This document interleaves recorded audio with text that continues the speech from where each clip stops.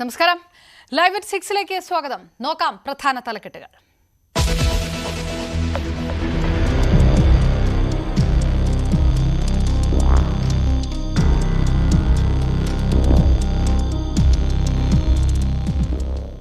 കരമന അഖിൽ കൊലപാതകത്തിന്റെ CCTV ദൃശ്യങ്ങൾ പുറത്ത്. പ്രതികൾ കൊടും ക്രിമിനലുകൾ. വാഹനം പോലീസ് കസ്റ്റഡിയിൽ. സംഭവത്തെ സർക്കാർ ഗൗരവത്തോടെ കാണുന്നതായി വി ശിവൻകുട്ടി. തൃപ്പൂണിത്തുറയിൽ അച്ഛനോട് മക്കളുടെ ക്രൂരത. കിടപ്പ് രോഗിയെ ഉപേക്ഷിച്ചു കടന്നു. ഷൺമുഖനെ ആശുപത്രിയിലേക്ക് മാറ്റി. സംരക്ഷണം ഉറപ്പാക്കുമെന്ന് ആരോഗ്യമന്ത്രി.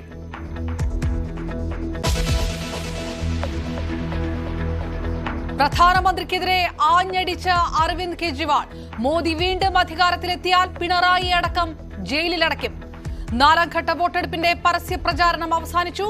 മറ്റന്നാൾ വിധി എഴുതുന്നത് 96 മണ്ഡലങ്ങൾ. സംസ്ഥാനത്ത് ചൂടിനാശ്വാസമായി മഴയെത്തി. 5 ജില്ലകളിൽ യെല്ലോ അലർട്ട്. 8 ജില്ലകളിൽ താപനില ഉയരുമെന്നും മുന്നറിയിപ്പ്. സർവീസുകൾ പൂർവ്വസ്ഥിതിയിലാകാതെ എയർ ഇന്ത്യ എക്സ്പ്രസ്. 4 സർവീസുകൾ റദ്ദാക്കിയത് കൊച്ചിയിൽ നിന്നും കണ്ണൂരിൽ നിന്നുമുള്ള സർവീസുകൾ.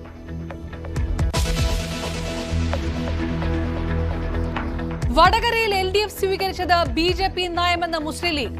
വെറുപ്പും വിദ്വേഷവും നിറഞ്ഞ പ്രചാരണം LDF ഏറ്റെടുത്തു. കാഫിർ പ്രചാരണം നടത്തിയത് യൂത്ത് ലീഗ് എന്ന ആരോപണം അടിസ്ഥാനരഹിതമെന്നും സലാം.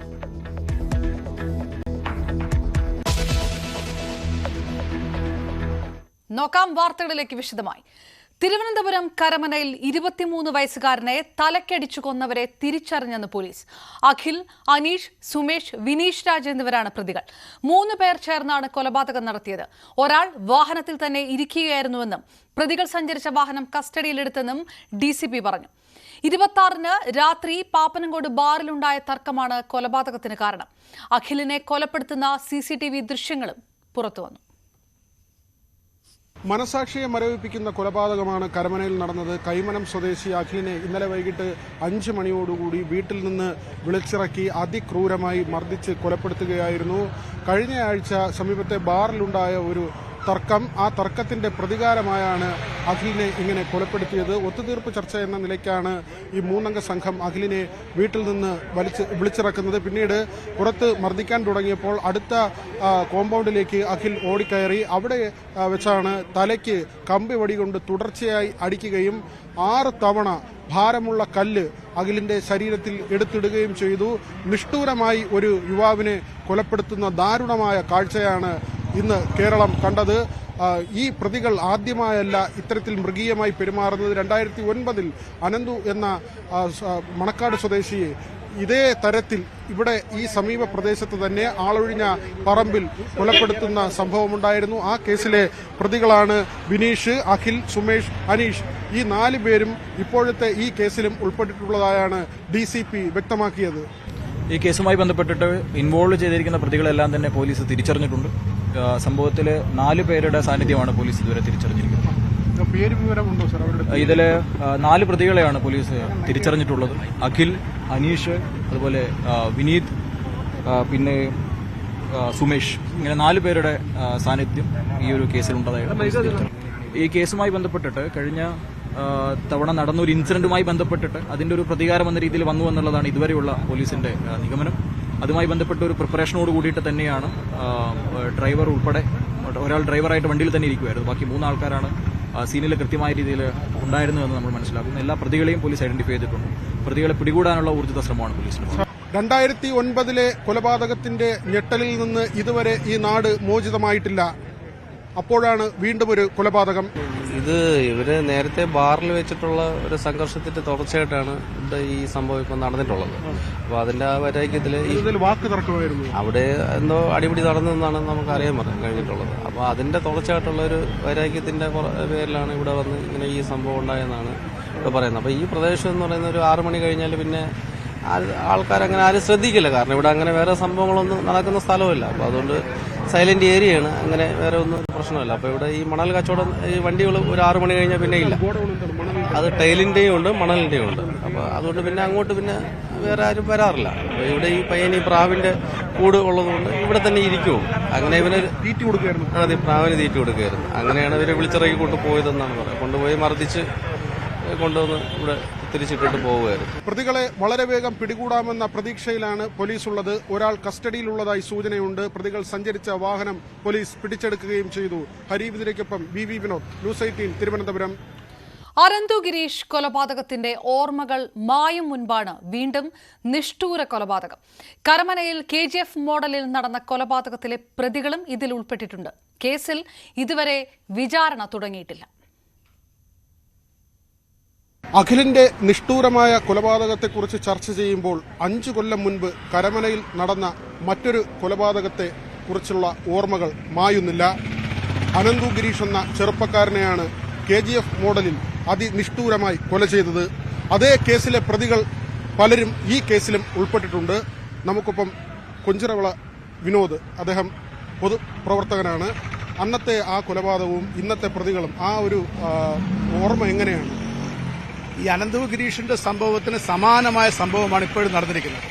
അനന്തു ഗിരീഷിൻ്റെത് കൊഞ്ചിറവിള ക്ഷേത്രത്തിലെ ഉത്സവവുമായി ബന്ധപ്പെട്ട് ഒരു തർക്കമുണ്ടാകുകയും അവിടെ വെച്ചൊരു ഒത്തുതീർപ്പുണ്ടാക്കി പോയി കഴിഞ്ഞതിന് ശേഷം അവിടെ നിന്ന് ഒരു 10-15 ദിവസം കഴിഞ്ഞപ്പോൾ ഈ കരമന പ്രദേശത്ത് വെച്ച് ഈ പയ്യനെ അനന്തു ഗിരീഷിനെ തട്ടിക്കൊണ്ടുപോയി ഈ നീറമങ്കര വന്ന BSLന്റെ കോട്ടേഴ്സിനകത്ത് കൊണ്ടിട്ട് നിഷ്ഠൂരമായി അതിക്രൂരമായി കയ്യിലെ 2 നരമ്പുകളും അറുത്ത് കാലിലെ നരമ്പുകൾ അറുത്ത് തലയ്ക്കടിച്ച് പൊട്ടിച്ച് കരുക്ക് കൊണ്ടൊക്കെ തലക്കിടിച്ച് അവിടെ കിട്ടുന്ന കല്ലുകൊണ്ട് ഇത് ഈ കാണുന്നത് പോലെ ഇപ്പം വന്ന വീഡിയോയിൽ ഉള്ളതുപോലെ കല്ലുകൊണ്ടും ഒക്കെ തലക്കിടിച്ച് അവനെ ഒരു കാരണവശാലും ജീവൻ തിരിച്ച് ലഭിക്കാത്ത രീതിയിൽ കൊലപ്പെടുത്തുകയായിരുന്നു. ആ കൊലപ്പെടുത്തിയ അതേ സമാനമായ സംഭവം നടന്നില്ല. ഇവിടെയും ഒരാഴ്ച മുമ്പ് വൈറ്റ് ഡാമർ ഹോട്ടലിലെ ബാറിൽ നടന്ന ചെറിയ സംഘർഷവുമായി ബന്ധപ്പെട്ട് തർക്കങ്ങളും ബഹളങ്ങളും ഉണ്ടായിരുന്നതിന്റെ അടിസ്ഥാനത്തിൽ വീണ്ടും ഈ പയ്യനെ അന്വേഷിച്ചു വരികയും ഇവന്റെ വീട്ടിൽ ഇവൻ പെറ്റ് ഷോപ്പ് നടത്തി നിൽക്കുന്നത് കണ്ട് ഇന്നോവയിൽ വന്ന ആളുകൾ ഇന്നോവ കൊണ്ട് കുറച്ചപ്പുറത്ത് മാറ്റി ഒതുക്കിയിട്ട് ഇറങ്ങി വന്ന് ഈ പയ്യനെ വിളിച്ചുകൊണ്ടുപോയി ഒത്തുതീർപ്പുണ്ടാക്കാൻ എന്ന് പറഞ്ഞ വ്യാജേന വിളിച്ചുകൊണ്ടുപോയി അവിടെ കൊണ്ടുപോയി നിഷ്ഠൂരമായി അടിക്കുകയും അവിടുന്ന് ഓടി രക്ഷപ്പെടാൻ ശ്രമിക്കുന്ന സമയത്ത് വീണ്ടും ഒരു മുടുക്കിനകത്ത് വെച്ച് ഈ അടിച്ച് കരിങ്കല്ല് കൊണ്ട് കമ്പി കൊണ്ടും അടിച്ച് ആ വീഡിയോയിൽ കാണുന്നത് പോലെ വളരെ ക്രൂരമായി അതിക്രൂരമായ രീതിയിൽ കൊലപ്പെടുത്തണമെന്നുള്ള ഉദ്ദേശത്തോടുകൂടി കൊലപ്പെടുത്തുകയാണ് ഉണ്ടായത്. ഇത് അതേ പ്രതികൾ തന്നെയാണ് ഇതിൽ പലരും. അതെ ആ അനന്തു ഗിരീഷ് വധക്കേസിലെ പ്രതികളിൽ മിക്കവരും ഈ അഖിൽ വധക്കേസിലും പ്രതികളാണ് എന്നാണ് പോലീസ് പറയുന്നത്.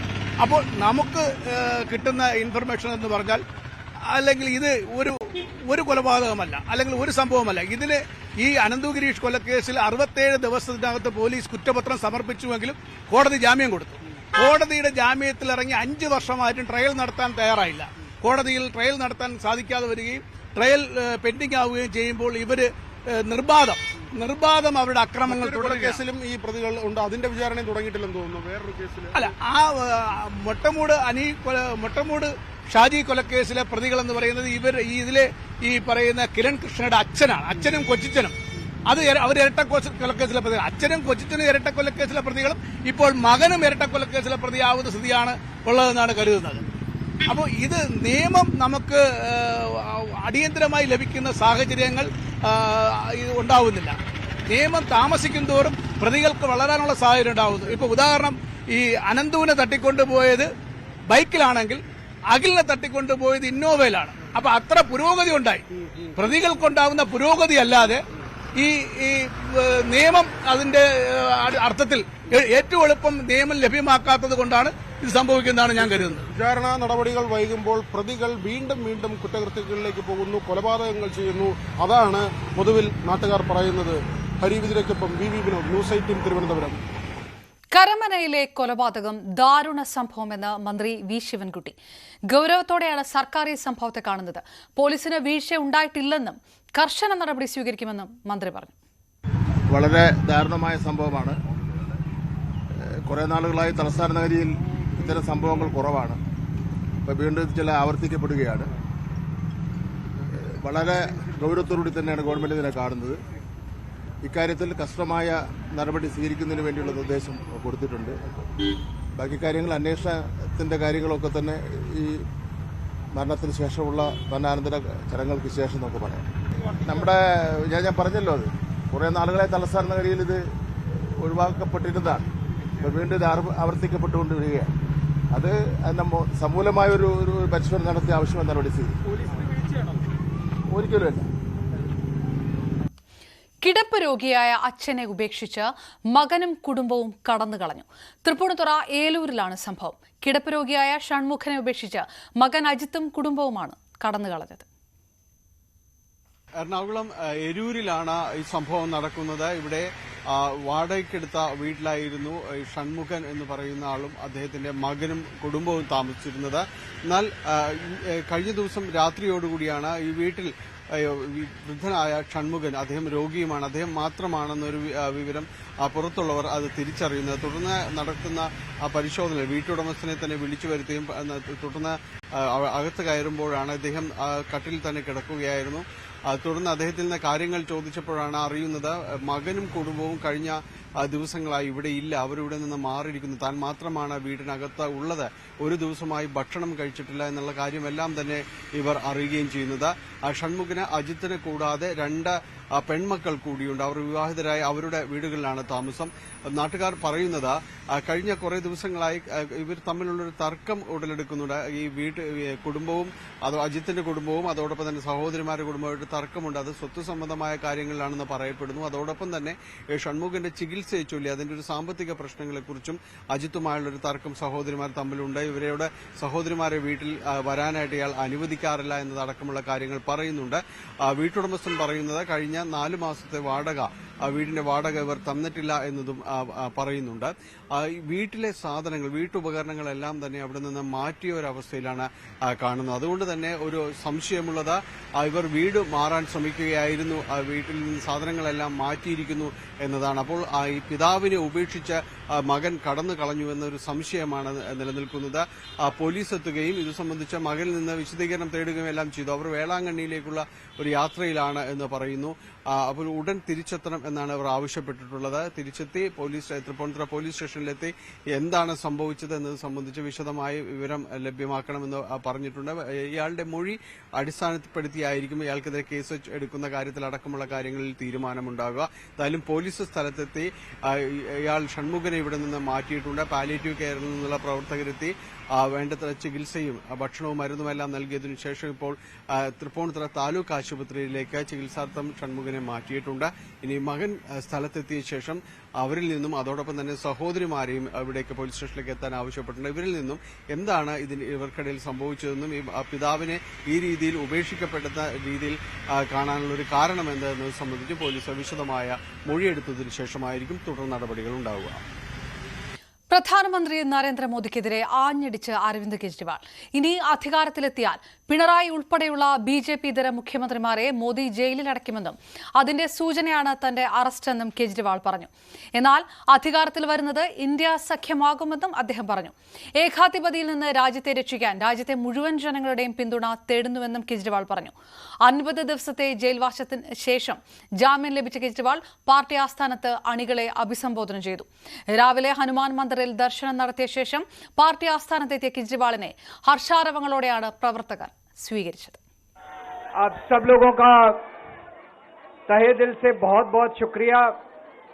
इतनी तपती धूप के अंदर इतनी देर से इतनी बड़ी संख्या में आप लोग मेरा इंतजार कर रहे हैं. मैं आपका तहे दिल से बहुत बहुत शुक्रिया अदा करना चाहता हूं.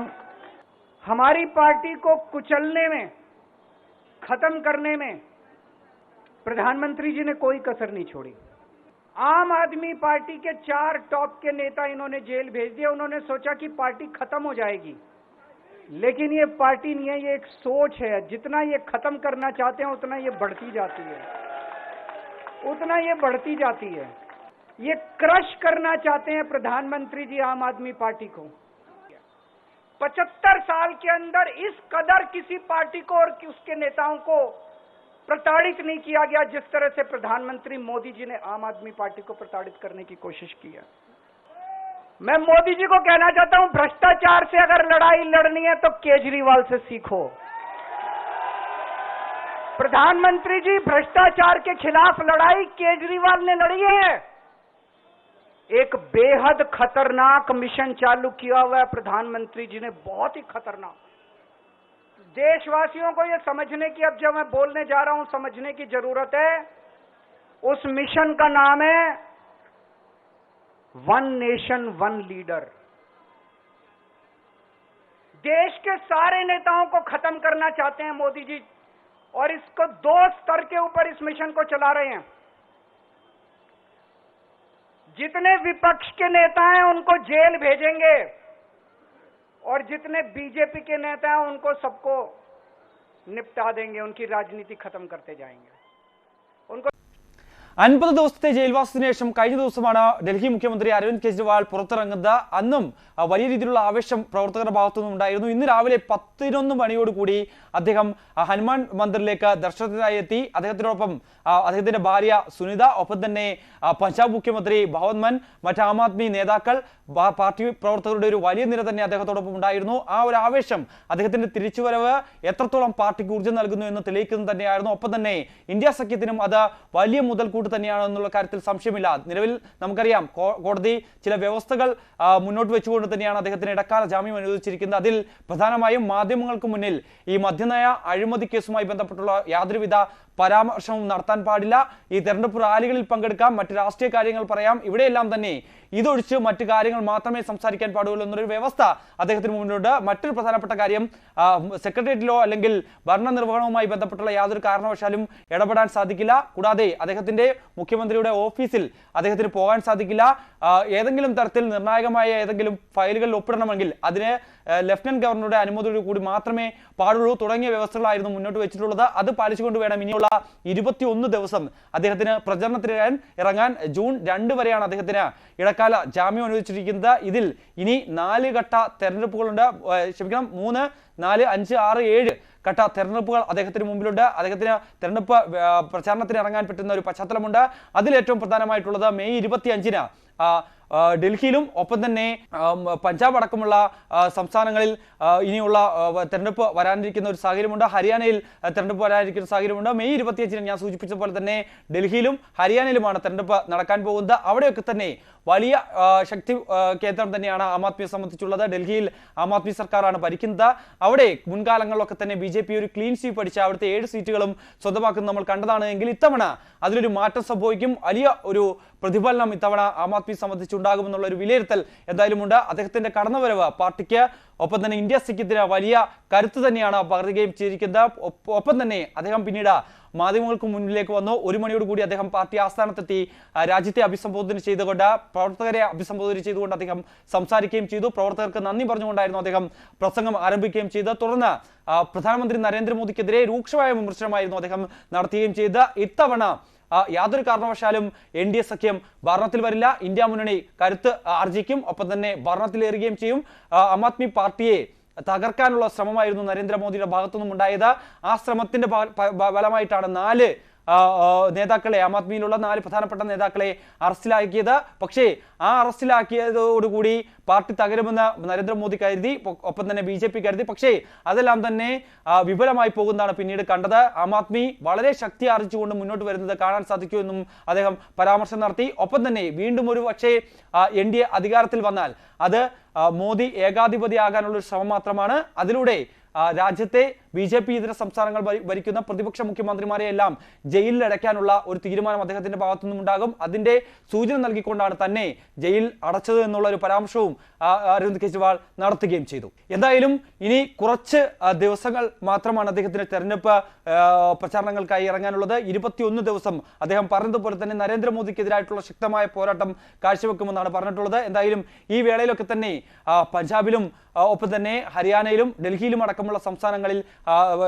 ആം ആദ്മിയുടെ ശക്തി കേന്ദ്രങ്ങളിലൊക്കെ തന്നെ തെരഞ്ഞെടുപ്പ് വരുന്നുണ്ട്. ഒപ്പം തന്നെ ഹിന്ദി ഹൃദയ ഭൂമിയുടെ പല മേഖലകളിലും അദ്ദേഹം ഇന്ത്യ മുന്നണിയുടെ സജീവ പ്രചാരകരിൽ ഒരാളായി മാറും എന്നുള്ള കാര്യത്തിൽ സംശയമില്ല. എന്തായാലും ഇനിയുള്ള വിശ്രമമില്ലാത്ത 21 ദിവസമാണ് അരവിന്ദ് കെജ്രിവാളിനെ സംബന്ധിച്ച് വലിയ ഊർജ്ജം നൽകുന്ന, വലിയ പ്രചരണ രംഗത്ത് സജീവമാകാൻ പോകുന്ന ഒരു തെരഞ്ഞെടുപ്പ് കൂടിയായി അദ്ദേഹം കണക്കാക്കുകയും ചെയ്യുന്നു. എന്തായാലും ഈ വ്യവസ്ഥകൾ പാലിച്ചുകൊണ്ട് മുന്നോട്ട് പോകാൻ തന്നെയാണ് ആം ആദ്മിയുടെ തീരുമാനം, അരവിന്ദ് കെജ്രിവാളിന്റെ തീരുമാനം. എന്തായാലും വലിയ കരുത്ത് തന്നെയാണ് അദ്ദേഹത്തിന്റെ ഈ ജയിൽവാസത്തിന് ശേഷമുള്ള ഒരു കടന്നുവരവോടുകൂടി ഇന്ത്യ സഖ്യത്തിനും ആം ആദ്മിക്കും ഉണ്ടായിരിക്കുന്നത്. ലോക്സഭാ തെരഞ്ഞെടുപ്പ് 4ാം ഘട്ടത്തിലെ പരസ്യ പ്രചാരണം അവസാനിച്ചു. 9 സംസ്ഥാനങ്ങളും കേന്ദ്രഭരണ പ്രദേശമായ ജമ്മുകാശ്മീരിലെ ശ്രീനഗർ മണ്ഡലവും ഉൾപ്പെടെ 96 മണ്ഡലങ്ങളാണ് മറ്റന്നാൾ വിധിയെഴുതുന്നത്. ആന്ധ്രാപ്രദേശിലെ 25 മണ്ഡലങ്ങളിലും തെലങ്കാനയിലെ 17 മണ്ഡലങ്ങളിലും ഒറ്റഘട്ടമായാണ് തെരഞ്ഞെടുപ്പ് നടത്തുക. ആന്ധ്രാപ്രദേശിൽ ലോക്സഭാ തെരഞ്ഞെടുപ്പിനൊപ്പം നിയമസഭാ തെരഞ്ഞെടുപ്പും നടക്കും. ഉത്തർപ്രദേശിൽ 13, മഹാരാഷ്ട്രയിൽ 11, മധ്യപ്രദേശ്, ബംഗാൾ എന്നിവിടങ്ങളിൽ 8 മണ്ഡലങ്ങളിൽ വീതവുമാണ് തിങ്കളാഴ്ച വോട്ടെടുപ്പ് നടക്കുന്നത്. ബീഹാറിൽ 5, ഝാർഖണ്ഡ്, ഒഡീഷ എന്നിവിടങ്ങളിൽ 4 മണ്ഡലങ്ങളിലും 4ാം ഘട്ടത്തിൽ തെരഞ്ഞെടുപ്പ് നടക്കും. കൂടുതൽ വാർത്തകൾക്ക് മുൻപ് ഇടവേള.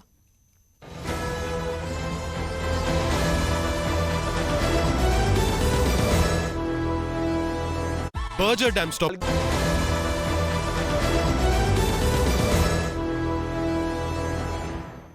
സംസ്ഥാനത്ത് പരക്കെ മഴയ്ക്ക് സാധ്യത. തിങ്കളാഴ്ച വരെ വിവിധ ജില്ലകളിലായി യെല്ലോ അലർട്ട് പ്രഖ്യാപിച്ചു. പത്തനംതിട്ട, ഇടുക്കി ജില്ലയിൽ യെല്ലോ അലർട്ടാണ്. നാളെ തിരുവനന്തപുരം, കൊല്ലം, പത്തനംതിട്ട, എറണാകുളം, ഇടുക്കി എന്നീ ജില്ലകളിലും മഴ മുന്നറിയിപ്പ് നൽകിയിട്ടുണ്ട്. തെക്കൻ കേരളത്തിൽ വ്യാപകമായ മഴയ്ക്ക് സാധ്യതയുണ്ടെന്നാണ് കാലാവസ്ഥാ വകുപ്പിന്റെ പ്രവചനം. അതേസമയം 8 ജില്ലകളിൽ ഉയർന്ന താപനില മുന്നറിയിപ്പ് തുടരും. വടകരയിൽ LDF സ്വീകരിച്ചത് BJP അനുവർത്തിക്കുന്ന നയമെന്ന് മുസ്ലിം ലീഗ്. മോദിയുടെ വെറുപ്പും വിദ്വേഷവും നിറഞ്ഞ പ്രചാരണം LDF ഏറ്റെടുത്തുവെന്ന് PMS സലാം. LDF സ്ഥാനാർത്ഥി KK ശൈലജയ്ക്കെതിരെ കാഫർ എന്ന പ്രചാരണം നടത്തിയത് യൂത്ത് ലീഗാണെന്ന ആരോപണം അടിസ്ഥാനരഹിതമാണെന്നും ലീഗിന്റെ പാരമ്പര്യം അതല്ല എന്നും PMS സലാം ന്യൂസ് 18നോട് പ്രതികരിച്ചു. സത്യത്തിൽ വളരെ ദൗർഭാഗ്യകരമായ ഒരു നിലപാടാണ് വടകരയിൽ LDF സ്വീകരിച്ചത്. ഒരു സ്ഥാനാർത്ഥിയുടെ ജാതിയും മതവും നോക്കിയിട്ട് അതിൻ്റെ പേരിൽ രാഷ്ട്രീയ മുതലെടുപ്പ് നടത്തുക, വോട്ട് നേടാൻ ശ്രമിക്കുക എന്നത് LDFിൽ നിന്ന് ഒരിക്കലും പ്രതീക്ഷിക്കുന്നതല്ല. കേരളത്തിന് പുറത്തുള്ള മറ്റു സംസ്ഥാനങ്ങളിൽ BJPക്ക് സ്വാധീനമുള്ള സംസ്ഥാനങ്ങളിൽ BJP അനുവർത്തിക്കുന്ന ഒരു നയമാണത്. നമുക്കറിയാലോ, ഇന്ത്യയുടെ പ്രധാനമന്ത്രി ശ്രീ നരേന്ദ്രമോദി പോലും ഈ തെരഞ്ഞെടുപ്പ് ഘട്ടത്തിൽ നടത്തിയ പ്രസംഗങ്ങൾ മുഴുവൻ വിദ്വേഷം, വെറുപ്പും വളർന്നതായി. അത് കേരളത്തിൽ ആവർത്തിക്കുന്നത്, ഏറ്റെടുത്തത് LDF ആണ്. വടകരയിൽ ഇത്രത്തോളം വിദ്വേഷമുണ്ടാക്കാനുള്ള പ്രവർത്തനങ്ങൾക്ക് നേതൃത്വം നൽകിയത് LDF ആണ്. സ്ഥാനാർത്ഥിയുടെ മതവും ജാതിയും നോക്കിയിട്ടല്ലല്ലോ തെരഞ്ഞെടുപ്പിനെ നേരിടേണ്ടത്. LDFിനെ സംബന്ധിച്ചിടത്തോളം ഭരണത്തിന്റെ നേട്ടങ്ങളും ജനങ്ങൾക്ക് നൽകിയ ക്ഷേമങ്ങളെക്കുറിച്ച് പറയാനില്ലാത്തതുകൊണ്ട് ഇത്തരം BJP ഉപയോഗിക്കുന്ന ഈ സാധനങ്ങളെടുത്ത് ജനങ്ങൾക്കിടയിൽ വെറുപ്പും വിദ്വേഷവും സ്പർദ്ധയും വളർത്താനുള്ള ശ്രമമാണ് വടകരയിൽ ആദ്യം മുതലേ നടത്തിക്കൊണ്ടിരിക്കുന്നത്. ഇപ്പോൾ തെരഞ്ഞെടുപ്പിന്റെ അവസാന ഘട്ടമായപ്പോൾ ആവശ്യമില്ലാത്ത കാര്യങ്ങളെടുത്ത് വ്യാജ ഫേക്ക് സോഷ്യൽ മീഡിയ സംരംഭങ്ങൾ വരെ നടത്തി. അതിനെതിരെ പരാതി കൊടുത്തിട്ട്, UDF പരാതി കൊടുത്തിട്ട് ഇതുവരെ പോലീസിൽ അത് അന്വേഷിക്കുകയോ പ്രതികളെ കണ്ടെത്തുകയോ ചെയ്തിട്ടില്ല. സോഷ്യൽ മീഡിയയിലൊക്കെ വരുന്ന കൃത്രിമങ്ങളും തെറ്റായ പ്രവണതകളൊക്കെ വളരെ പെട്ടെന്ന് കണ്ടെത്താൻ കഴിയുന്നതാണ്. നമ്മുടെ സൈബർ വിങ് അതിന് വളരെ പ്രശസ്തമാണ്, അവർക്ക് കഴിയുകയും ചെയ്യും. പക്ഷെ എന്തുകൊണ്ട് അത്തരം പരാതി UDFിന്റെ ഭാഗത്തുനിന്ന് പരാതി ഉണ്ടായിട്ട് ഇതുവരെ പ്രതികളെ കണ്ടെത്തിയിട്ടില്ല, അന്വേഷണം നടത്തിയിട്ടില്ല? അപ്പോൾ സ്വാഭാവികമായും ബോധപൂർവം മാർക്സിസ്റ്റ് പാർട്ടി കളിക്കുകയും അതിന് ഭരണകൂടത്തെ ദുരുപയോഗം ചെയ്യുകയും ചെയ്തൊരവസ്ഥയാണ് വടകരയിൽ കണ്ടത്. കാഫിർ എന്നൊരു പ്രയോഗം എങ്ങനെ വന്നു എന്നറിഞ്ഞുകൂടാ. ഒരു മുസ്ലിം യൂത്ത് ലീഗിന്റെ പ്രൊഫൈലിൽ നിന്നാണ് വന്നത് എന്നാണ് പ്രചരിപ്പിക്കുന്നത്. അദ്ദേഹം പറയുന്നു ഞാനങ്ങനെ ചെയ്തിട്ടില്ല, എൻ്റെ വീട്ടിൽ പരിശോധിക്കാം.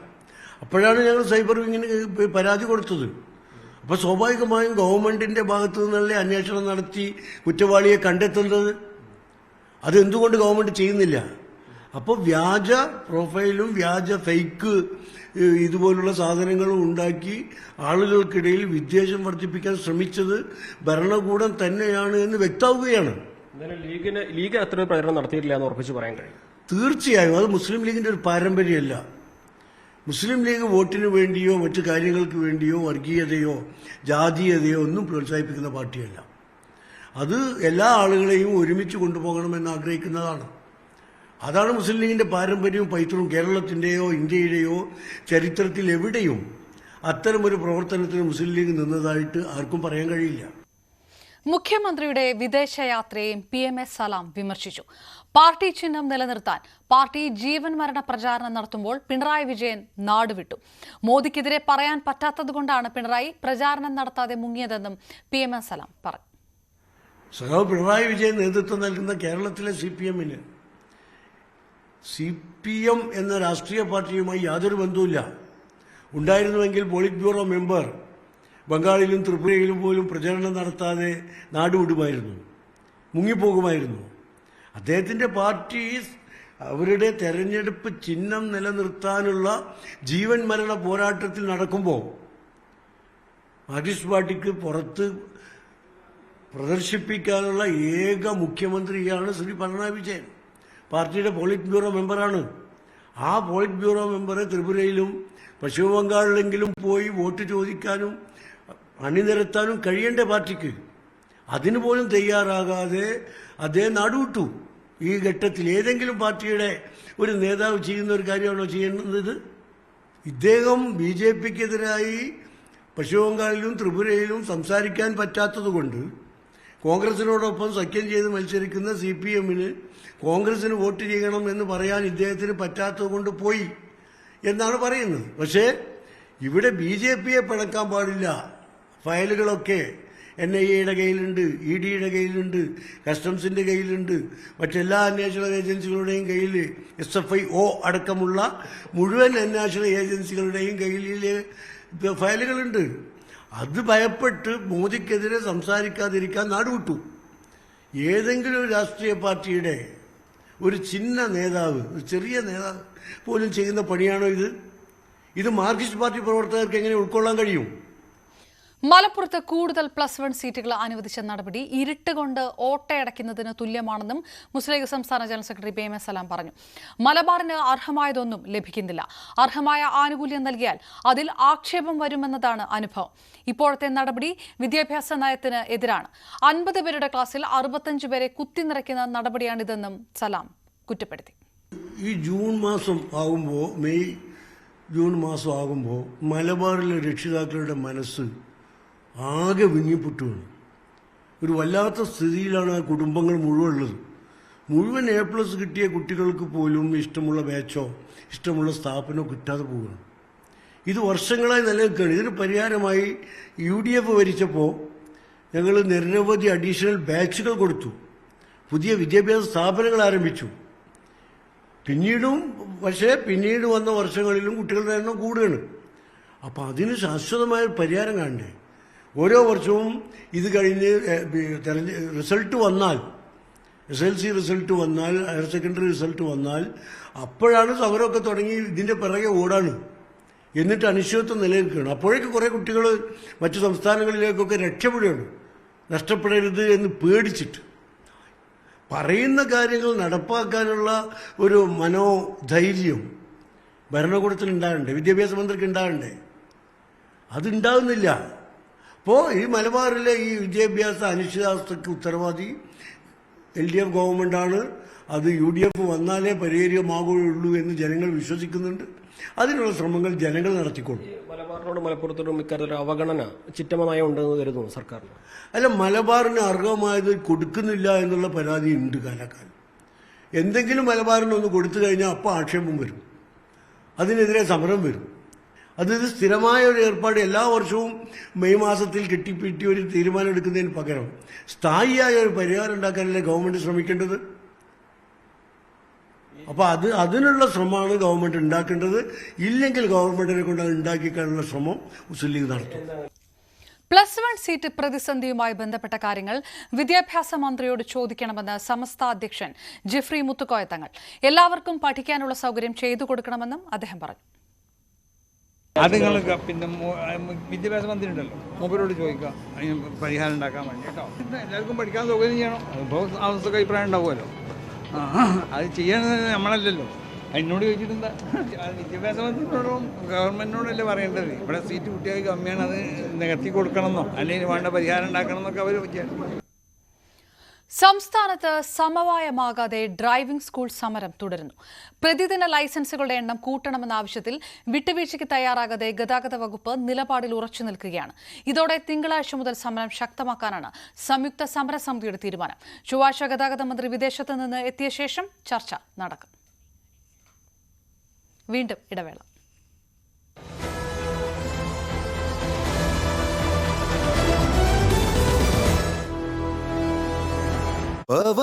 വിശ്വാസം തന്നെയാണ് ഇന്ത്യ. സമരം അവസാനിച്ചെങ്കിലും സർവീസുകൾ പൂർവ്വസ്ഥിതിയിലാകാതെ എയർ ഇന്ത്യ. കൊച്ചിയിൽ നിന്ന് പുലർച്ചെ 2:05 ഷാർജയിലേക്കും രാവിലെ 8 ബഹ്റിനിലേക്കുമുള്ള വിമാനങ്ങൾ റദ്ദാക്കി. കണ്ണൂരിൽ നിന്നുള്ള 2 വിമാനങ്ങളും റദ്ദാക്കി. കഴിഞ്ഞ കുറേ ദിവസങ്ങളായി തുടർന്നിരുന്ന എയർ ഇന്ത്യയുടെ സമരം മൂലമുണ്ടായ ബുദ്ധിമുട്ടുകൾ ഇനിയും പരിഹരിക്കാനിരിക്കുന്നതേയുള്ളൂ. ഇന്ന് കൊച്ചിയിൽ നിന്നും 2 വിമാനങ്ങളാണ് റദ്ദാക്കിയത്. കൊച്ചിയിൽ നിന്നും ഇന്ന് പുലർച്ചെ 2 പുറപ്പെടേണ്ടിയിരുന്ന ഷാർജ വിമാനവും രാവിലെ 8 ബഹ്റിനിലേക്ക് പുറപ്പെടേണ്ടിയിരുന്ന വിമാനവുമാണ് കൊച്ചിയിൽ നിന്നും റദ്ദാക്കിയത്. അതുപോലെ കണ്ണൂരിൽ നിന്നും ദമാമിലേക്കും അബുദാബിയിലേക്കുമുള്ള വിമാനങ്ങളും ക്യാൻസൽ ചെയ്തിട്ടുണ്ട്.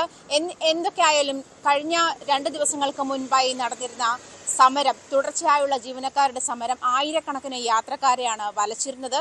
ഈ പുറപ്പെടേണ്ടിയിരുന്ന വിമാനങ്ങൾ ക്യാൻസലാക്കിയതിനെ തുടർന്ന് യാത്രക്കാർക്ക് അതിന് മതിയായ തുക നൽകുകയോ അല്ലെങ്കിൽ സൗജന്യമായി മറ്റൊരു ദിവസം യാത്ര ഷെഡ്യൂൾ ചെയ്യുകയോ ചെയ്യാമെന്ന് അധികൃതർ അറിയിച്ചിട്ടുണ്ട്.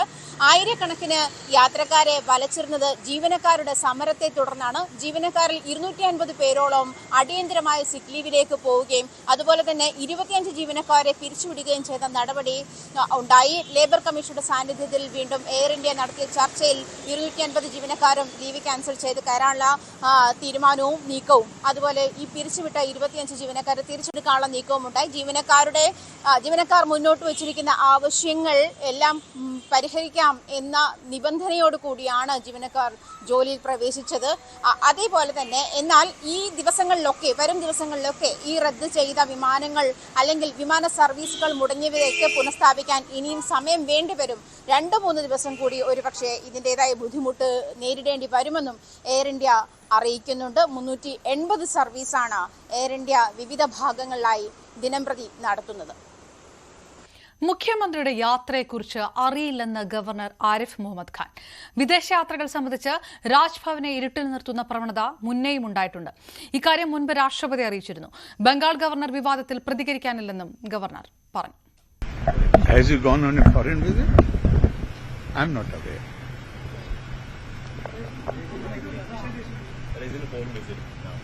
Thank you very much for informing me. At least you have informed me. Why the office didn't inform you? You can't ask this question to me. You should ask. If you do not report a news, then somebody will ask other people why you have not reported. You will be asked the question. So why you should ask me? I'm saying I'm not aware of CM's foreign visit. You have informed me and I have thanked you for that. I won't like to discuss that because earlier I had written to President that the Raj Bhavan is kept in dark about foreign visits. Earlier I had written, not this time. This time, so honestly, I'm not aware. I'm not aware. You counterpart party in Bengal raising a serious sexual harassment allegations. What can I say? I think. Oh, come on. He has already replied. He has already given that, and I am nobody to sit in judgment about anybody. I am nobody to sit in. Varapuzha അതിരൂപതയുടെ പുതിയ സഹായ മെത്രാനായി doctor Antony വാലുങ്കലിനെ നിയമിച്ചു. അതിരൂപത ആസ്ഥാനത്ത് നടന്ന ചടങ്ങിൽ arch bishop Joseph Kalathiparambil പ്രഖ്യാപനം നടത്തി. തത്സമയം വത്തിക്കാനിലും പ്രഖ്യാപനം നടന്നു. മുൻ archbishop Francis Kallarakkal, bishop Joseph Kariyil, bishop Alex Vadakkumthala, bishop Joseph Karakkassery, മോൺസിഞ്ചർമാർ, വൈദികർ എന്നിവരടക്കം ചടങ്ങിൽ പങ്കെടുത്തു. മെത്രാഭിഷേകം ജൂൺ 30 വല്ലാർപാടം ബസിലിക്ക അങ്കണത്തിൽ വെച്ച് നടക്കും. എറണാകുളം സ്വദേശിയായ ഡോക്ടർ ആന്റണി വാലുങ്കൽ 1994 കോർണേലിയൂസ് ഇലഞ്ഞിക്കൽ പിതാവിൽ നിന്ന് തിരുപ്പട്ടം സ്വീകരിച്ചത്. നിലവിൽ വല്ലാർപാടം ബസിലിക്ക റെക്ടറായി സേവനം ചെയ്തു വരികയാണ്.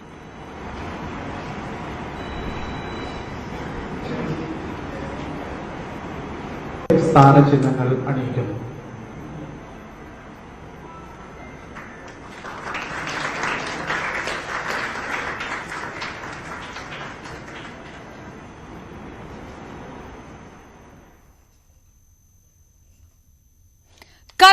അഖിൽ വധക്കേസിൽ ഒരാൾ പിടിയിലായി.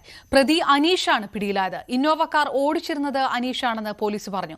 അനീഷിനെ ബാലരാമപുരത്ത് നിന്നാണ് പിടികൂടിയത്. വിവരങ്ങളുമായി വി വിനോദ് ചേർന്നു. വിനോദ്, പ്രതികളെ പിടികൂടാതെ വീണ്ടും നീണ്ടുപോകുന്നതായിട്ടുള്ള പരാതികളും അത്തരം വിമർശനങ്ങളും എല്ലാം ഉയർന്ന സമയത്താണ് ഈ ഒരു പ്രതിയെ പിടികൂടിയിരിക്കുന്നത്. എവിടെ വെച്ചായിരുന്നു? അത് ഏത് തരത്തിൽ തുടരന്വേഷണത്തെ സഹായിക്കും? കരമന കൊലപാതകത്തിൽ 4 പ്രതികളാണ് ഇപ്പോൾ എഫ്ഐആറിന്റെ ഭാഗമായി ഉള്ളത്. ഇതിൽ അനീഷ്, വാഹനം ഓടിച്ചിരുന്ന അനീഷിനെ ബാലരാമപുരത്ത് നിന്ന് കൂടിയിട്ടുള്ളത്. ഇയാളെ വിശദമായി ചോദ്യം ചെയ്യുന്നുണ്ട്. ഈ കൃത്യത്തിൽ പങ്കെടുത്ത 3 പേർ, കൊലപാതകം നടത്തിയ 3 പേർ, അവർ തമിഴ്നാട്ടിലേക്ക് കടന്നു എന്നാണ് സംശയം. ബാലരാമപുരത്ത് നിന്നാണ് ഇപ്പോൾ ഒരാളെ പിടികൂടിയിരിക്കുന്നത്. അതോടൊപ്പം തന്നെ വാഹനം കഴിഞ്ഞ ദിവസം തന്നെ പോലീസ് കണ്ടെത്തിയിരുന്നു. നിഷ്ഠൂരമായ കൊലപാതകമാണ് കരമനയിൽ നടന്നത്. 2019 കരമനയിൽ നടന്ന മറ്റൊരു കൊലപാതകത്തിലെ പ്രതികൾ തന്നെയാണ് ഇപ്പോൾ ഈ കൃത്യം ചെയ്തതും. അന്നും ഈ തരത്തിൽ അതിക്രൂരമായാണ് ഒരു യുവാവിനെ കൊലപ്പെടുത്തിയത്. അതിനുശേഷം ജാമ്യത്തിലിറങ്ങുകയായിരുന്നു. ജാമ്യത്തിലിറങ്ങിയ ശേഷം കഴിഞ്ഞ ആഴ്ച ബാറിലുണ്ടായ ഒരു തർക്കത്തെ തുടർന്നാണ് അതിക്രൂരമായി കരമനയിൽ 24-കാരനെ കൊലപ്പെടുത്തിയത്. അപർണ. വി വിനോദ് വിവരങ്ങൾ നൽകിയത്.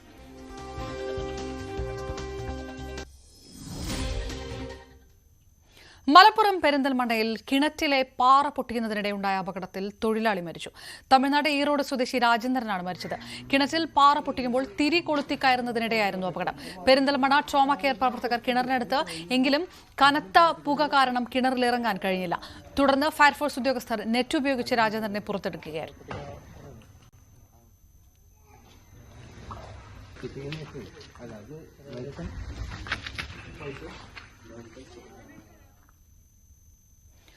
പാലക്കാട് കാട്ടുപന്നിയുടെ ആക്രമണത്തിൽ ബൈക്ക് യാത്രികന് പരിക്കേറ്റു. കിഴക്കഞ്ചേരി സ്വദേശി ബിനേഷിനാണ് പരിക്കേറ്റത്. വാരിയലിന് പരിക്കേറ്റ ബിനേഷിനെ തൃശൂരിലെ സ്വകാര്യ ആശുപത്രിയിൽ പ്രവേശിപ്പിച്ചു. പ്ലാച്ചിക്കുളമ്പ് വേങ്ങശ്ശേരി പള്ളിക്ക് സമീപത്തായിരുന്നു അപകടമുണ്ടായത്.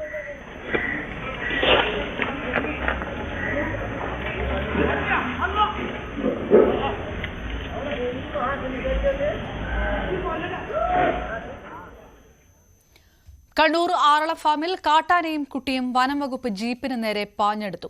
ആറളം ഫാമിൽ നിന്ന് കാട്ടാന സംഘത്തെ തുരത്തുന്നതിനിടയിലാണ് കാട്ടാനയും കുട്ടിയാനയും വനം വകുപ്പ് സംഘത്തിന് നേരെ പാഞ്ഞെടുത്തത്. ഇരിട്ടി ഡെപ്യൂട്ടി റേഞ്ചറും ജീവനക്കാരും തലനാരിഴയ്ക്കാണ് രക്ഷപ്പെട്ടത്.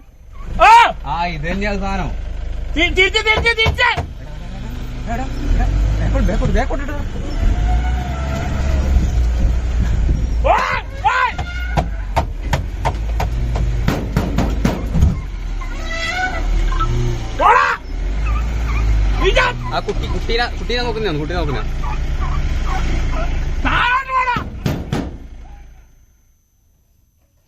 കണ്ണൂർ തളിപ്പറമ്പിൽ വാഹനാപകടത്തിൽ 2 യുവാക്കൾ മരിച്ചു. ചെറുകുന്ന് ക്രിസ്തുകുന്നിലെ ജോയൽ ജോസ്, ജോമോൻ ഡൊമിനിക് എന്നിവരാണ് മരിച്ചത്. യുവാക്കൾ സഞ്ചരിച്ച ബൈക്ക് നിർത്തിയിട്ട കാറിൽ ഇടിച്ചായിരുന്നു അപകടം. പുലർച്ചെ 1 മണിയോടെ തളിപ്പറമ്പ് ആലിംഗിൽ തിയേറ്ററിന് സമീപമായിരുന്നു അപകടം. ഗൂഗിൾ ഇന്ത്യയിൽ അവതരിപ്പിച്ച ഡിജിറ്റൽ വാലറ്റിൽ കൊച്ചി മെട്രോ ടിക്കറ്റും യാത്രാപാസും. രാജ്യത്ത് ഗൂഗിൾ വാലറ്റിൽ ആദ്യമായി ഉൾപ്പെടുത്തപ്പെട്ട മെട്രോ സർവീസാണിത്.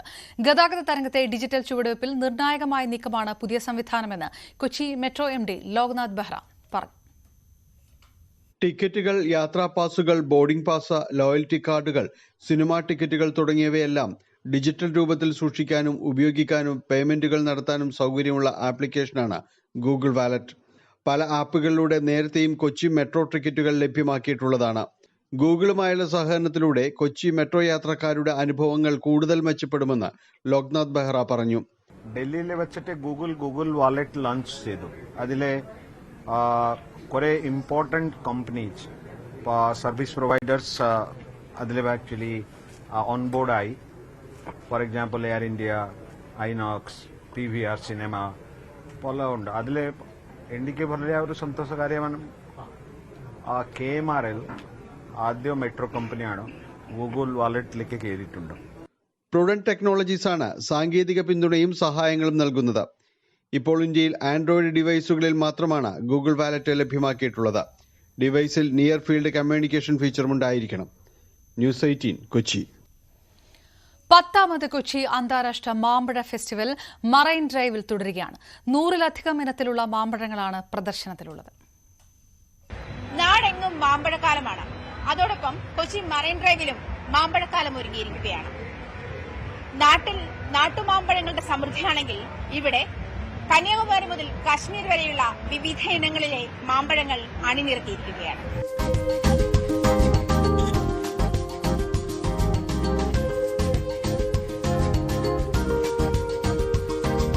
ഗ്രീൻ എർത്ത് ഫാമിന്റെ നേതൃത്വത്തിലാണ് മാമ്പഴ ഫെസ്റ്റ്. ഇത് 10ാമത്തെ മാംഗോ ഫെസ്റ്റിവലാണ്. 100ൽ പരം വെറൈറ്റീസ് മാമ്പഴങ്ങൾ എത്തിച്ചിരിക്കുന്നത്.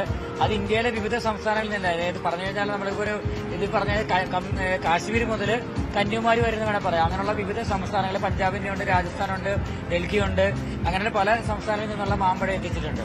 പാകിസ്ഥാനിൽ നിന്നുള്ള നൌറാസ് എന്ന ഇനത്തിൽപ്പെട്ട മാമ്പഴമാണ് ഏറ്റവും വിലയേറിയ ഇനം. 1300 രൂപയാണ് 1 കിലോയുടെ വില. ഇതിനു പുറമെ വിവിധ രാജ്യങ്ങളിൽ നിന്നുള്ള മാമ്പഴങ്ങൾക്കൊപ്പം ഇന്ത്യയിലെ വിവിധ സംസ്ഥാനങ്ങളിൽ നിന്നുള്ള നിരവധി ഇനങ്ങളും നാട്ടുമാങ്ങകളും ഫെസ്റ്റിൽ ഇടം പിടിച്ചിട്ടുണ്ട്. അൽഫോൻസ, പിയൂർ, നീലം, മൽഗോവ, മൂവാണ്ടൻ തുടങ്ങിയവ നമുക്ക് പരിചിതമായ പേരുകളാണ്. എന്നാൽ മയിൽപീലി, കിളിമൂക്കൻ, ഹിമപസന്ത്, ലാൽ ബാദ്ഷാ കാശ്മീർ തുടങ്ങിയ വേറിട്ട പേരുകളിലും രുചിയിലുമുള്ളവയും മേളയിൽ അണിനിരത്തിയിട്ടുണ്ട്. ചന്ദ്രകാരൻ, ഉറുമി, ലാൽബാഗ് പഞ്ചാബ്, രത്നഗിരി തുടങ്ങിയ നിരവധി മാമ്പഴങ്ങളുടെ വിപുലമായ ശേഖരം സന്ദർശകരെ അത്ഭുതപ്പെടുത്തും. കർഷകരിൽ നിന്നും നേരിട്ട് ശേഖരിച്ച മാമ്പഴങ്ങളാണ് പ്രദർശനത്തിനുള്ളത്. ഗ്രീൻ എർത്ത് ഫാമിന് സ്വന്തമായിട്ട് കുറെ തോട്ടങ്ങളുണ്ട്.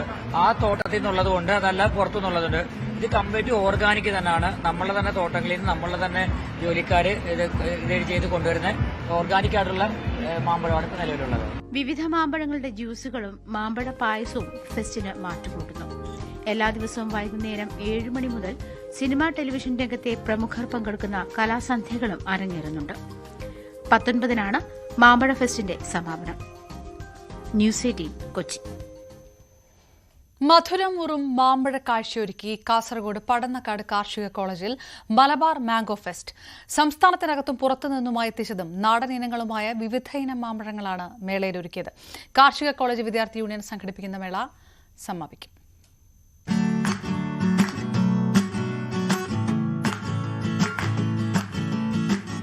മൂന്ന് ദിവസം നീണ്ടു നിൽക്കുന്ന മാമ്പഴമേള തുടങ്ങിയതോടെ കാർഷിക കോളേജിൽ മാങ്ങ വാങ്ങാനായി എത്തുന്നവരുടെ തിരക്കൊഴിഞ്ഞ നേരമില്ല. ആവശ്യക്കാർക്ക് മാമ്പഴങ്ങൾ നൽകുന്നതിന്റെ സന്തോഷത്തിലാണ് വിദ്യാർത്ഥികൾ. 10 ടൺ മാങ്ങയാണ് ഇത്തവണ മാമ്പഴമേളയ്ക്കായി ശേഖരിച്ചിട്ടുള്ളത്. പടന്നക്കാട് കാർഷിക കോളേജിന്റെ മാവിൻ തോട്ടങ്ങൾ, കാർഷിക സർവകലാശാലയുടെ തോട്ടങ്ങൾ എന്നിവിടങ്ങളിൽ നിന്ന് വിളവെടുത്ത മാമ്പഴങ്ങളാണ് പ്രദർശന നഗരിയിൽ ഉള്ളത്. അൽഫോൻസ, ബങ്കനപ്പള്ളി, നീലം, പ്രിയൂർ, ഹിമപസന്ത്, മൂവാണ്ടൻ, റുമാനി, നടശാല, തോത്താപുരി, മൽഗോവ തുടങ്ങി ഒട്ടനവധി മാമ്പഴ ഇനങ്ങളാണ് വിൽപ്പനയ്ക്കായി ഒരുക്കിയിട്ടുള്ളത്. ഇന്ന് സെയിൽസിനായിട്ട് ഒരുക്കിയിട്ടുള്ളത് ബങ്കനപ്പള്ളി, തോത്താപുരി, നടശാല, മൂവാണ്ടൻ, പിന്നെ നമ്മുടെ ഏറ്റവും വലിയ മിന്നും താരമായിട്ട് ഏറ്റവും വിറ്റുപോകുന്ന ഒരു ഐറ്റമാണ് ഈ ചക്കരക്കുട്ടി എന്നുള്ളത്. അതാണ് നമുക്ക് ഇന്ന് സെയിൽസിനായിട്ടുള്ളത്. മാത്രമല്ല നമ്മൾ ഈ മാങ്ങ എടുക്കുന്ന പറഞ്ഞാൽ നമ്മുടെ കാർഷിക കോളേജിന്റെ തോട്ടത്തിൽ നിന്നും കർഷകരുടെ ഈ കാർഷിക വകുപ്പിന്റെ കീഴിലുള്ള നിയന്ത്രണത്തിലുള്ള തോട്ടങ്ങളിൽ നിന്നും കൊമേഴ്ഷ്യൽ ഫാമുകളിൽ നിന്നും പിന്നീട് നമ്മൾ കഴിഞ്ഞ തവണ നമ്മൾ നമ്മൾ കർഷകരുടെ ഈ കണ്ണൂർ, കാസർഗോഡ് ജില്ലയിലെ കർഷകരുടെ വീട്ടിൽ നിന്ന് നേരിട്ട് നമ്മൾ മാങ്ങ എടുത്തിട്ടുണ്ടായിരുന്നു. അപ്പോൾ കഴിഞ്ഞ ദിവസം നമ്മൾ ഇവിടുത്തെ ചതുരക്കിണറിലുള്ള മാധവി എന്ന് പറഞ്ഞൊരമ്മ കർഷകത്തിൽ അവാർഡ് നേരിട്ടുള്ളതാണ്. അവരുടെ വീട്ടിൽ നിന്ന് നമ്മളൊരു 50 കിലോഗ്രാം നീലം മാങ്ങ നമ്മൾ എടുത്തിട്ടുണ്ടായിരുന്നു. മാത്രമല്ല ഇവിടെ അടുത്തുനിന്ന് പ്രിയൂർ ഇനത്തിലുള്ള മാങ്ങ, ഇന്നിപ്പോൾ വേറെ മാങ്ങ വിനോദം എന്ന് പറഞ്ഞൊരു ചേട്ടനെ വീട്ടിൽ നിൽക്കുന്നുണ്ട്. അത്തരത്തിൽ കർഷകർക്ക് ഒരു കൈത്താങ്ങാവുകയാണ് നമ്മുടെ മാംഗോ ഫെസ്റ്റ് ചെയ്യുന്നത്. മാംഗോ ഫെസ്റ്റിന്റെ ഭാഗമായി കർഷകർക്ക് മാമ്പഴ പ്രദർശന മത്സരം, വിവിധ നടീൽ വസ്തുക്കളുടെ വിൽപ്പന, ആഗ്രോ ക്ലിനിക് തുടങ്ങിയവയും ഒരുക്കിയിട്ടുണ്ട്. ന്യൂസ് 18 കാസർഗോഡ്. ഇന്ത്യൻ വനിതാ ക്രിക്കറ്റിൽ വരാനിരിക്കുന്നത് മലയാളികളുടെ സമയമെന്ന് ആശാ ശോഭനയും സജന സജീവനും. ബംഗ്ലാദേശ് പര്യടനത്തിനു ശേഷം കേരളത്തിലെത്തിയ താരങ്ങൾക്ക് വൻ സ്വീകരണമാണ് ലഭിച്ചത്. സഞ്ജു വി സാംസൺ ഇന്ത്യൻ ലോകകപ്പ് ടീമിൽ അംഗമാകുന്നതിന്റെ ചർച്ചകളായിരുന്നു. അംഗമാകുമോ, അംഗമായതിനു ശേഷം അതിന്റെ സന്തോഷമൊക്കെയാണ് കേരളം മുഴുവൻ, ഒരുപക്ഷെ ഇന്ത്യയുടെ സഞ്ജുവിന്റെ ആരാധകരുമൊക്കെ. പക്ഷേ മലയാളികൾ അതിനേക്കാളേറെ ആഹ്ലാദിച്ച ഒരു മുഹൂർത്തമുണ്ട്. 2 മലയാളി വനിതാ താരങ്ങൾ ഒരുമിച്ച് ഇന്ത്യൻ ടീമിന്റെ ഭാഗമാവുക. ആശാ ശോഭനയും സജന സജീവനും. ആശ, കുറേ നാളത്തെ കാത്തിരിപ്പാണ്, കുറേ നാളത്തെ ആഗ്രഹമാണ്. എങ്ങനെയുണ്ടായിരുന്നു ഇന്ത്യൻ ജേഴ്സി, ആ ബ്ലൂ ജേഴ്സി അണിയുമുള്ള ഒരു വികാരം? നമ്മള് മടൽ ബാറ്റിൽ കളിച്ചു തുടങ്ങിയ കാലം മുതലേ നമ്മുടെ ഒരു ആഗ്രഹമാണ് ഒരു നീലക്കുപ്പായം അണിയുക എന്നുള്ളത്. അപ്പൊ അത് കുറെ വർഷങ്ങൾക്ക് ശേഷമാണെങ്കിലും, കുറെ വെയിറ്റ് ചെയ്തെങ്കിലും അത് കിട്ടിയതിൽ ഭയങ്കര സന്തോഷമുണ്ട്. 2 വിക്കറ്റ്, 2 കളിയിൽ, തുടർച്ചയായ 2 കളി 2 വിക്കറ്റോടെയാണ് അവസാനത്തെ 2 മത്സരം കളിച്ചത് അല്ലേ? അപ്പൊ അതെങ്ങനെ തോന്നി? ആ ഒരു നല്ലൊരു ഒരു അരങ്ങേറ്റമായിരുന്നു ശരിക്കും. അതെ അതെ, എനിക്ക് നല്ല ഹാപ്പി തന്നെയായിരുന്നു എന്റെ പെർഫോമൻസിൽ. കുറച്ചുകൂടെ ബെറ്റർ ആയിട്ട് ചെയ്യണമായിരുന്നു. എപ്പോഴും നമ്മൾ ആസ് എ ക്രിക്കറ്റർ നമ്മൾ നന്നായിട്ട് ചെയ്താലും നമ്മൾ കുറച്ചുകൂടെ ഹൈ ആയിട്ട് റേറ്റ് ചെയ്ത് അടുത്ത ഒരു ലെവലിലൂടെ ചെയ്യണമെന്നാണ് നമ്മൾ ചിന്തിക്കുന്നത് സ്വയം. അപ്പൊ ആ രീതിയിൽ നോക്കിയെങ്കിൽ കുറച്ചുകൂടെ ബെറ്റർ ആയിട്ട് ചെയ്യണം. ഇനി അതിലോട്ട് കുറച്ചുകൂടെ വർക്ക് ചെയ്യും. WPL-ലും വളരെ മനോഹരമായിട്ട് കളിച്ചു, ഒരുപാട് നല്ല പ്രകടനം വന്നു. അപ്പൊ അതിന്റെ ഒരു തുടർച്ചയായിരിക്കുമല്ലോ സ്വാഭാവികമായിട്ടും ഇന്ത്യൻ ടീമിലേക്ക് വരാൻ കഴിയും. ഓഫ് കോഴ്സ് WPL കാരണമാണ് ഇപ്പൊ ഞാനും സജു ആണെങ്കിലും നമ്മൾ ഇവിടെ നിൽക്കുന്നത്. കാരണം നമ്മൾ ഡൊമസ്റ്റിക് ക്രിക്കറ്റിൽ ഒരുപാട് നമ്മൾ പെർഫോമൻസ് ഒരിക്കലും കുറഞ്ഞിട്ടില്ല. പക്ഷെ ആ ഒരു വിസിബിലിറ്റി കിട്ടിയത് എനിക്ക് സജുവിനും അങ്ങനെ പല പ്ലെയേഴ്സിനും ഈ WPL കൂടെയാണ്. ഇടയ്ക്ക് കളിയൊക്കെ അങ്ങ് വിട്ട് ഒരു അർത്ഥസജീവമല്ലാതെയൊക്കെ പോയ സമയം ഉണ്ടായിരുന്നു. അതെ 2021 റെയിൽവേസ് ടീമിൽ നിന്ന് പുറത്തായിരുന്നു ഞാൻ. അപ്പോൾ അവിടെ നിന്ന് ഞാൻ തിരിച്ച് ഡൽഹി എയർപോർട്ടിൽ നിന്ന് ഞാൻ ഹൈദരാബാദിലോട്ട് നാട്ടിലോട്ട് പോണ വഴിക്ക് ഞാൻ ഡൽഹി എയർപോർട്ടിൽ നിന്ന് ഞാനൊരു വീഡിയോ എടുത്തായിരുന്നു. ഇങ്ങനെ എയർപോർട്ടിൽ നടന്നു പോകുന്നത്. എന്റെ വീഡിയോ ഇല്ല, എന്റെ ഇല്ല. അപ്പം ഞാനിങ്ങനെ അൺഫോർഗറ്റബിൾസ് എന്ന് പറഞ്ഞിട്ട് എന്റെ ഇൻസ്റ്റയിൽ ഞാൻ സ്റ്റോറിയിൽ ഇട്ടിരുന്നു. അപ്പം ഞാൻ എന്നിട്ട് പ്ലാൻ ചെയ്ത് ഇനി ഞാൻ തിരിച്ച് ഡൽഹിയിലോട്ട് വരുന്നെങ്കിൽ ഞാൻ ഇങ്ങനെ വരില്ല എന്ന് പറഞ്ഞ് ഞാൻ ദൈവത്തോട് പ്രാർത്ഥിച്ചു. ഞാൻ ഡൽഹിയിലോട്ട് വരുന്ന RCB കുപ്പായം അണിഞ്ഞിട്ടായിരുന്നു ഡൽഹിയിലോട്ട്. അപ്പൊ അത് വളരെ ഒരു എന്താ പറയുന്ന ഒരു വല്ലാത്തൊരു ഫേസ് ആയിരുന്നു എന്റെ ലൈഫിൽ. ആ ടീമിൽ നിന്ന് പുറത്തായപ്പോൾ കളി നിർത്താമോ എന്ന് ആലോചിച്ചു പോയി. അപ്പോഴും എന്റെ ഒരു ഫ്രണ്ട്, എന്റെ one of my best friends, എന്റെ Under-19 ഇന്ത്യ ക്യാമ്പിലെ ടീംമേറ്റ് ശ്വേത മിശ്ര എന്റെ അടുത്ത് പറഞ്ഞു, അങ്ങനെ നിർത്തല്ലേ, ഇനിയുണ്ട് നിനക്ക് സമയം എന്ന് പറഞ്ഞ് എന്നെ പോണ്ടിച്ചേരിയിൽ ഗസ്റ്റായിട്ട് വിളിച്ച് എന്നെ ക്യാപ്റ്റൻസി ഓഫർ ചെയ്ത് എന്നെ അവിടെ നിന്ന് കളിപ്പിച്ചു. അപ്പൊ അങ്ങനെ പല ഫേസ് എന്റെ ലൈഫിലും പല ആൾക്കാരുണ്ടായിരുന്നു അങ്ങനെ എന്നെ പിടിച്ചു നിർത്താൻ. ഈ RCB-യുടെ IPL-ലെ പ്രകടനം നമ്മൾ കാണുന്നതാണ്. ഒരുപാട് നല്ല താരങ്ങൾ ഉണ്ടായിട്ടും അവർക്ക് ഒരു കപ്പടിക്കാൻ കഴിയുന്നില്ല. പക്ഷെ നിങ്ങൾക്ക് സാധിച്ചു. എങ്ങനെയുണ്ട് ആ RCB-യെ കപ്പടിച്ച ഒരു മൊമെന്റ് എങ്ങനെയായിരുന്നു? വല്ലാത്തൊരു ഫീലായിരുന്നു. കാരണം എസ്പെഷ്യലി മുംബൈ ഇന്ത്യൻസിന്റെ ആ സെമി ഫൈനല് എലിമിനേറ്ററിൽ ലാസ്റ്റ് ഓവർ എറിഞ്ഞ ഞാനായിരുന്നു. അപ്പൊ സജിനെയൊക്കെ എന്റെ ബോള് ഫേസ് ചെയ്തപ്പോ എനിക്കറിയാം സജിന് എത്ര കാലിബർ ഉണ്ട്, അടിച്ചു വെളിയിൽ കളയെന്നൊക്കെ അറിയാം. പക്ഷെ എന്നാലും എന്തോ ആ സമയത്ത് നമ്മള് നന്നായിട്ട് ചെയ്തു, അതുകൊണ്ട് ജയിച്ചു. പക്ഷെ അതർവൈസ് MI നല്ലൊരു ടീമാണ്, അവര് നല്ല പ്ലേയേഴ്സ് ഉണ്ട്. പക്ഷെ ആ പർട്ടിക്കുലർ ഡേയിൽ ആരാണ് ഇൻഫോം അവരെ ജയിക്കത്തുള്ളൂ. അത് വെച്ച് നോക്കുമ്പോൾ ഭയങ്കര സന്തോഷമാണ്. വിരാട് കോഹ്ലിയായിട്ടൊക്കെ സംസാരിക്കാൻ പറ്റിയിരുന്നോ, കാണാൻ പറ്റിയിരുന്നോ? പിന്നെ RCB ഞങ്ങൾ കപ്പടിച്ചിട്ട് അടുത്ത ദിവസം തന്നെ RCB അൺബോക്സ് ഇവന്റ് ഉണ്ടായിരുന്നു. അപ്പൊ അതിന് വരുമായിരുന്നു. അപ്പൊ ഞങ്ങളിങ്ങനെ കയറി വരുമായിരുന്നു. അപ്പോ ഞാൻ ഷോക്കായത് വിരാട് കോഹ്ലിക്ക് എന്റെ പേരറിയാം. അതെ, ഞാൻ ഇങ്ങനെ എല്ലാരും കൈ കൊടുത്തു പോയി. അപ്പൊ എന്നെയും ശ്രേയങ്ക പാട്ടീലിനെ മാത്രം ഇങ്ങനെ പറഞ്ഞു വെരി വെൽ ബോൾഡ് ആശ എന്ന് പറഞ്ഞു. അപ്പൊ ഞാൻ ഷോക്കായി. കാരണം എന്നിട്ട് ശ്രേയങ്ക എടുത്തും പറഞ്ഞു, വേറെ ആർക്കെടുത്തും പറഞ്ഞില്ല. അപ്പൊ ഞാൻ ചോദിച്ചു, വിരാട് കോഹ്ലി ഞങ്ങളെ രണ്ടുപേരുടെ പേരറിയാം, അതില് എന്ത് പറയാനാ, ഭയങ്കര സന്തോഷമായിരുന്നു. ഈ സജിനെ എന്ത് കളിച്ചാലും ആ ഒരു ഒറ്റ സിക്സ് ആയിരിക്കും സജിനാന്ന് പേര് കേൾക്കുമ്പോൾ ഏത് ക്രിക്കറ്റ് പ്രേമി ആദ്യം ഓർക്കും. എന്തായിരുന്നു ആ സിക്സ് അടിക്കാനുള്ള ഒരു പ്രിപ്പറേഷൻ? എന്തായിരുന്നു? സഞ്ജു പറഞ്ഞ പോലെയാണ്, വന്നു അടിച്ചു. അല്ലല്ല, MIന്റെ ട്രയൽസിൽ പോകുമ്പോഴും അതിനുശേഷം MIന്റെ ക്യാമ്പിൽ ജോയിൻ ചെയ്തപ്പോഴും അവര് എന്താണ് സജനിൽ നിന്ന് പ്രതീക്ഷിക്കുന്നത് എന്നുള്ള വ്യക്തമായിട്ടുള്ള ഒരു ധാരണ എനിക്ക് തന്നിട്ടുണ്ടായിരുന്നു. നെറ്റ്സിൽ പ്രാക്ടീസിന് പോകുമ്പോൾ തന്നെ കോച്ചാണെങ്കിൽ തന്നെ ഷാലറ്റ് മാം ആണെങ്കിലും ജസ്റ്റ് ഫിനിഷർ എന്ന റോളിൽ തന്നെ പ്രാക്ടീസ് ചെയ്യാനാണ് പറഞ്ഞിരുന്നത്. അപ്പൊ നെറ്റ്സിൽ പോകുമ്പോൾ ആദ്യം 2 ബോൾ മുട്ടുക അങ്ങനെയൊന്നും ഇല്ലായിരുന്നു. ആദ്യ ബോൾ തന്നെ ഹിറ്റിംഗ് തന്നെയായിരുന്നു. അപ്പൊ ഒരു ഫിനിഷർ എന്നുള്ള രീതിയിൽ തന്നെയാണ് എനിക്കുള്ള റോള് തന്നത്. അപ്പൊ അങ്ങനെ തന്നെയാണ് ഞാൻ ചെയ്ത് വന്നതും നെറ്റ്സിലെല്ലാം. പക്ഷെ മാം പറഞ്ഞത് മാക്സിമം സജനക്ക് ഒരു 10 ബോൾ കിട്ടും എന്നാണ് പറഞ്ഞത്. പക്ഷെ ആദ്യ മാച്ചിൽ തന്നെ 1 ബോളാണ് കിട്ടിയത്. അപ്പോ അതിന്റെ ഒരു പ്രഷർ എന്തായാലും ഉണ്ടാവും. അങ്ങനെ ഒരു പ്ലാറ്റ്ഫോമിൽ ആദ്യമായിട്ട് ഒരു മുംബൈ ഇന്ത്യൻസിന് വേണ്ടി കളിക്കുക, ആ ഒരു സിറ്റുവേഷനിൽ പോകുമ്പോൾ തീർച്ചയായും പ്രഷർ കാണും. പക്ഷെ അങ്ങനെ ഒരു സിറ്റുവേഷൻ ഇനി എന്റെ ലൈഫിൽ ഉണ്ടാവില്ല എന്നും ആ ഒരു സിറ്റുവേഷൻ ഞാൻ ഓവർകം ചെയ്താൽ ഇതെന്റെ ലൈഫ് ചേഞ്ചിങ് ഒരു മൊമെന്റ് ആണെന്നും പിന്നെ ഇനി ചെയ്തില്ലെങ്കിൽ പിന്നെ ചെയ്യാനുള്ള അവസരം കിട്ടില്ല എന്നുള്ള വലിയ ഒരു ബോധ്യം എനിക്കുണ്ടായിരുന്നു. അതുകൊണ്ടാണ് ഞാൻ അതിനുവേണ്ടി പോയത്. പിന്നെ 1 ബോൾ 5 റണ്ണാണ്, എന്തായാലും അതിനുവേണ്ടി പോയേ പറ്റുള്ളൂ. അങ്ങനെ ഞാൻ എന്താ പറയാ, ആ ഒരു ക്രീസിലേക്ക് നടക്കുന്ന സമയത്ത് ഭയങ്കര പാട്ടൊക്കെ പാടി മോട്ടിവേറ്റ് ചെയ്ത് ഞാനിങ്ങനെ പറയുന്നുണ്ടായിരുന്നു. അങ്ങനെയൊന്നുമില്ല, അതൊന്നും ഓർമ്മയില്ല. സോ അങ്ങനെ ഓരോന്നിങ്ങനെ സെൽഫ് മോട്ടിവേറ്റ് ചെയ്ത് നടന്നുകൊണ്ടിരിക്കുകയായിരുന്നു. അപ്പൊ ക്രീസിലെത്തിയപ്പോഴത്തേക്ക് എന്റെ പാർട്ട്ണർ അമൻ വന്നിട്ട് പറഞ്ഞു, സജു 4 അടിക്കണേന്ന്. അപ്പൊ ഞാൻ പറഞ്ഞു, ദൈവം ഇത്രയും നേരം പറഞ്ഞുകൊണ്ട് വന്നെല്ലാം വേസ്റ്റ് ആയല്ലോ, 4 അടിച്ചാൽ മതിയോ, 6 അടിക്കണ്ട. അപ്പൊ ആ ഒരു ടോക്കിൽ കുറച്ച് പിന്നെയും പ്രഷറായി. കാരണം 4 എന്റെ ഏരിയാസ് എല്ലാം ബ്ലോക്ക് ചെയ്തിരിക്കുകയാണ്. പിന്നെ അതിനുശേഷം ഞാനിങ്ങനെ ചിന്തിച്ചു, ആ ഒരു സെക്കൻഡിൽ നടക്കുന്ന ചിന്തകളാണ് ഞാൻ പറയുന്നത്. എന്റെ മനസ്സിൽ നടക്കുന്ന 4 ആണെങ്കിൽ അവിടേക്ക് അടിക്കാം, വൈഡ് ആണെങ്കിൽ തൊടരുത്, ഒരുപാട് ചിന്തകൾ. അതിനുശേഷം ഞാൻ ഗാർഡ് എടുത്തു കഴിഞ്ഞപ്പോ പറഞ്ഞു, ഒന്നുമില്ല, ബോൾ നോക്കുക, ഇത് മുൻപ് ചെയ്തിട്ടുള്ളതാണ്, അടിച്ചിട്ടുള്ളതാണ്, എന്നെ കൊണ്ട് പറ്റും, ബോൾ നോക്കുക, ബോൾ എവിടെയാണോ അവിടെ അടിക്കാൻ വേണ്ടി ശ്രമിക്കുക, ബോൾ ത്രൂ ദ ലൈൻ അടിക്കുക, ആ ഒരു മൈൻഡ് വെച്ചിട്ടാണ് പോയത്. ഇനി അന്തർദേശീയ വാർത്തകളുമായി കൃഷ്ണേന്ദു. നമസ്കാരം, അന്താരാഷ്ട്ര വാർത്തകളിലേക്ക് സ്വാഗതം. എക്സ് ഉപയോക്താക്കൾക്ക് ഇനി വരുമാനമുണ്ടാക്കാം. യൂട്യൂബിന് സമാനമായി എക്സിൽ മോണിറ്റൈസേഷന് തുടക്കം കുറിക്കുകയാണെന്ന് എക്സ് ഉടമ ഇലോൺ മസ്ക് വ്യക്തമാക്കി. സഹോദരി ടോസ മസ്കിന്റെ ചോദ്യത്തോടായിരുന്നു ഇലോൺ മസ്കിന്റെ പ്രതികരണം. സ്ട്രീമിംഗ് സർവീസായ പാഷൻ ഫ്ലിക്സിന്റെ ഉടമയാണ് ടോസ മസ്ക്. സിനിമകൾ പൂർണ്ണമായും എക്സിൽ പോസ്റ്റ് ചെയ്യാനാകുന്ന സംവിധാനത്തിന് തുടക്കം കുറിക്കുമെന്നും AI ഓഡിയൻസ് സംവിധാനം എക്സിൽ കൊണ്ടുവരുമെന്നും മസ്ക് പറയുന്നു. പരസ്യങ്ങൾ ഒരു പ്രത്യേക വിഭാഗം ആളുകളിലേക്ക് ആർട്ടിഫിഷ്യൽ ഇന്റലിജൻസിന്റെ സഹായത്തോടെ എത്തിക്കുന്ന സംവിധാനമാണ് AI ഓഡിയൻസ്. ഐക്യരാഷ്ട്രസഭയുടെ 194ാമത് അംഗമാകാനുള്ള പലസ്തീൻ ശ്രമത്തിന് UN പിന്തുണ. പ്രമേയം പാസ്സായതോടെ പലസ്തീന് കൂടുതൽ അവകാശങ്ങളും പദവികളും ലഭിക്കും. പലസ്തീന് രാഷ്ട്രപദവി നൽകുന്ന പ്രമേയത്തിന് UN പൊതുസഭയിലെ വോട്ടെടുപ്പിൽ 143 രാജ്യങ്ങൾ അനുകൂലമായി വോട്ട് ചെയ്തു. ഇസ്രായേൽ, അർജന്റീന, ചെക്കിയ, Hungary, Micronesia, Nauru, Palau, Papua New Guinea എന്നീ 9 രാജ്യങ്ങൾ പ്രമേയത്തെ എതിർത്തപ്പോൾ 25 രാജ്യങ്ങൾ വോട്ടെടുപ്പിൽ നിന്ന് വിട്ടുനിന്നു.